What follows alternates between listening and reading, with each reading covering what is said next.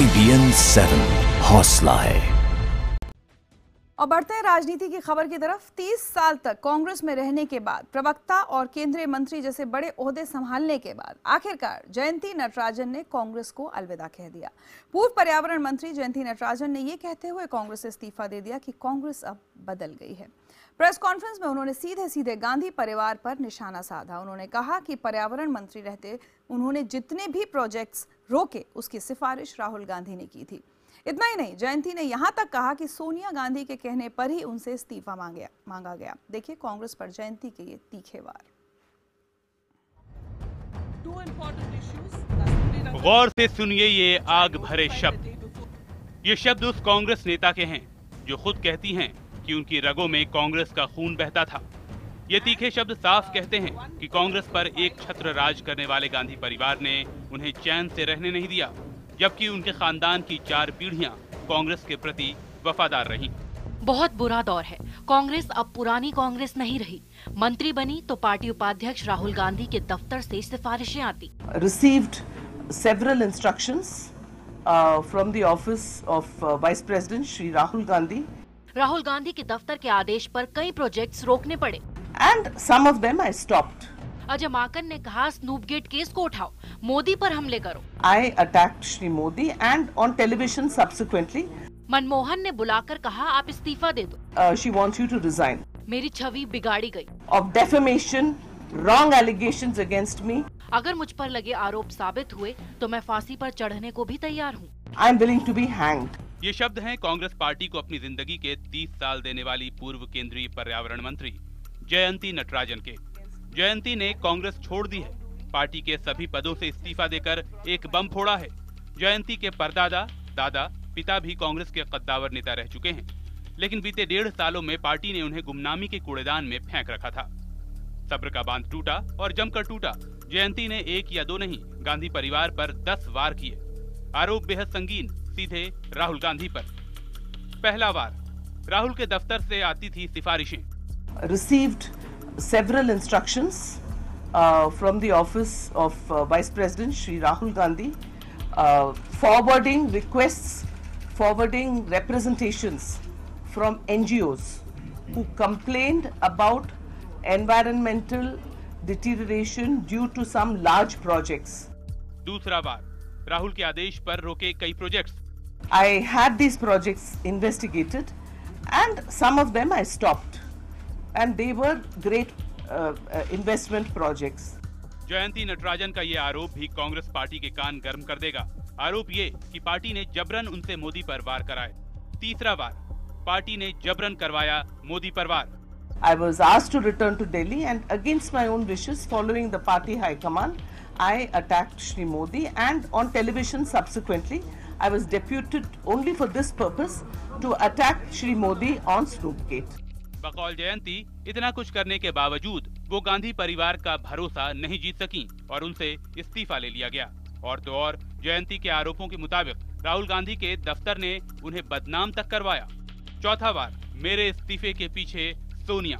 Prime Minister looked very tense, very grim. He got up and he said that you have been, Madam has said, Mrs. Gandhi has said that you are required for party work. So I said, sir, what do you want me to do? And he said, well, she wants you to resign. So I said, yes, sir, I'll do that. And within half an hour, I gave my resignation. पांचवा बार, राहुल ने मुझ पर झूठे आरोप लगवाए। Shri Rahul Gandhi's office was phoning up people and saying that this is not for party work at all, but she's just, they didn't give a reason. And after that, there was a continuous campaign of speculation, vilification, of defamation, wrong allegations against me. छठा बार, party ने प्रवक्ता तक नहीं बनाया। Within 15 or 20 days, I received another phone call from Shri Ajay Makan that I'm sorry, tomorrow the new list of spokespersons are coming and you are being removed from the panel. सातवां बार, मेरी शिकायत की गई, दरकिनार किया गया। I was neither consulted, nor called, nor sidelined. My issues are all with the National High Command in Delhi. I want to put on record, I have no issues with the state party at all. 8वां बार मिलते तक नहीं Sonia Rahul. Several times I asked for an appointment to meet Congress President. I went to Delhi. I was never given an appointment. साफ है जयंती नटराजन सीधे गांधी परिवार पर निशाना साध रही हैं। वो गांधी परिवार जिसके खिलाफ बोलना या लिखना कांग्रेसियों के लिए गुनाह माना जाता है। 9वां बार कांग्रेस में लोकतंत्र नहीं रहा।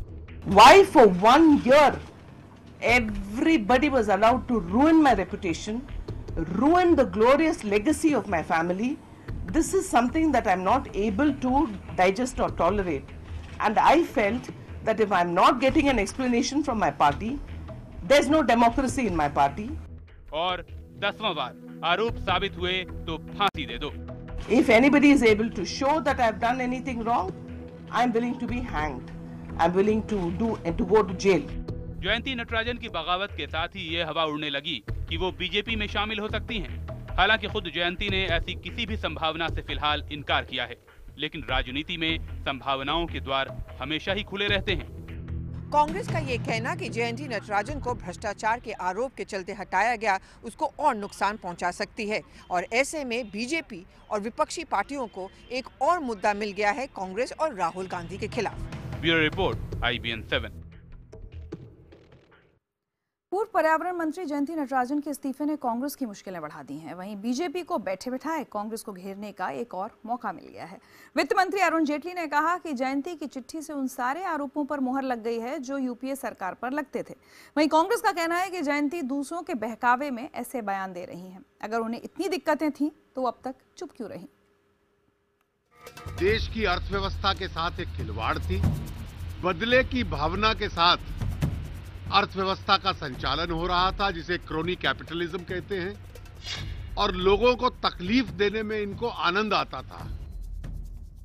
मैं चूंकि पर्यावरण मंत्री हूं, पर्यावरण वन एवं जलवायु परिवर्तन का, तो इसके लिए मेरा कर्तव्य बनता है कि जिन मसलों का, जिन फाइलों का, जिन प्रकरणों का उन्होंने उसमें उल्लेख किया है, उसके बारे में मैं उन फाइलों को फिर से देखूं।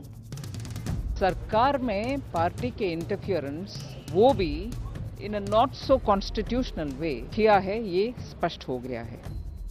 The political party and the corporate interests at whose instance she wrote the letter and held the press conference today are the ones who more than a year ago coined the phrase Jayanti tax.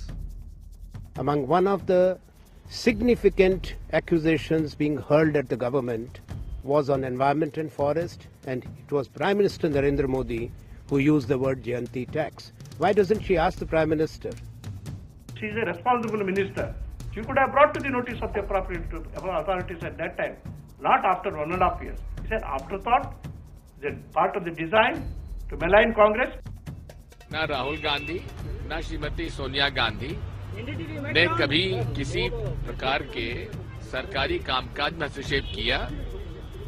अगर हस्तक्षेप करना ही चाहते तो वे प्रधानमंत्री खुद बन सकते थे, मंत्री खुद बन सकते थे।